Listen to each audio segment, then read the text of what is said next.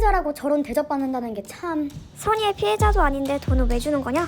다른 범죄 피해자들은? 살인으로 죽은 피해자들도 국가가 피해보상금 줍니까? 자꾸 일 터지면 그냥 돈 지어주려는 것 같아 별로다.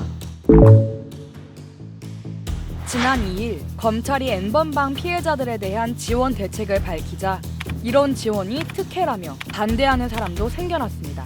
N번방 피해자 지원 반대 청원까지 등장했을 정도인데요. 정말 이 모든 지원이 N번방 피해자를 위한 과한 특혜일까요? 국가는 타인의 범죄 행위로 피해를 받은 국민에게 치료비, 심리치료비 및 생계비, 학자금 등을 지급함으로써 범죄 피해자의 회복 및 재활을 돕고 있습니다. 즉, N번방 피해자만이 아니라 모든 범죄 피해자에게 지원되는 겁니다. 우선 5천만 원은 치료비에 해당하는 금액입니다. 범죄로 5주 이상의 치료가 필요한 상해를 입은 자에게 최대 5천만 원 한도 내에서 치료비를 지원하게끔 정해져 있습니다. 생계비는 생계가 곤란하거나 곤란하게 될 우려가 있는 경우에만 최대 50만 원을 3개월까지 지원해주고 있습니다. 학자금 역시 범죄 피해자 본인이 학생일 경우 생계비와 같은 이유로 학기당 최대 100만 원까지 지원됩니다. N번방 피해자 모두에게 최대 5천만 원이 지급되는 게 아니라 정당한 조건이 충족될 경우에만 지원되는 거죠. 다만 피해자가 경제적 지원을 받기 위해서는 그 피해에 대한 중대한 책임이 없어야 한다고 명시되어 있습니다.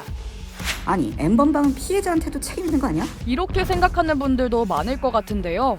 정말 피해자에게 책임이 있다고 볼 수 있는 걸까요? 그 상황에서 성착취의 피해를 당할 것이다. 그리고 촬영된 그 영상물을 수백 명, 수천만 명이 공유할 것이다. 이런 거에 대한 예상을 했을까요? 범죄가 발생한 그 상황에 대해서는 저는 피해자의 책임을 물을 수는 없다고 생각을 해요. 오히려 전문가들은 디지털 성범죄의 특성상 기본적인 지원 외에도 추가적인 지원이 필요하다고 말합니다. 각종 불법 촬영물들이 유통되고 이러한 문제들이 끊임없이 나오면서 정부에서도 그동안 마련하지 못한 사각지대가 존재한다. 그래서 설립된 디지털 성범죄 지원센터.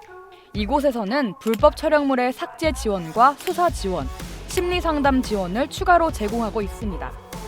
또한 개인정보 유출 피해가 있는 경우 성명과 주민등록번호 변경 등 개인정보 보호 관련 지원도 함께 이뤄진다고 합니다. N번방 피해자들이 지원받아야 하는 이유와 그 구체적인 내용, 조금은 이해가 되셨나요? 가해자에 대한 강력한 처벌도 물론 중요하지만 앞으로 일상으로 돌아갈 피해자들의 구제와 보호도 꼭 필요합니다. 그리고 마지막으로 남들의 시선이 두려워서 혹은 도움을 요청할 곳이 없어서 혼자서 아픔을 감내하고 있을 피해자분들, 여러분은 혼자가 아니라는 사실을 꼭 기억해 주세요.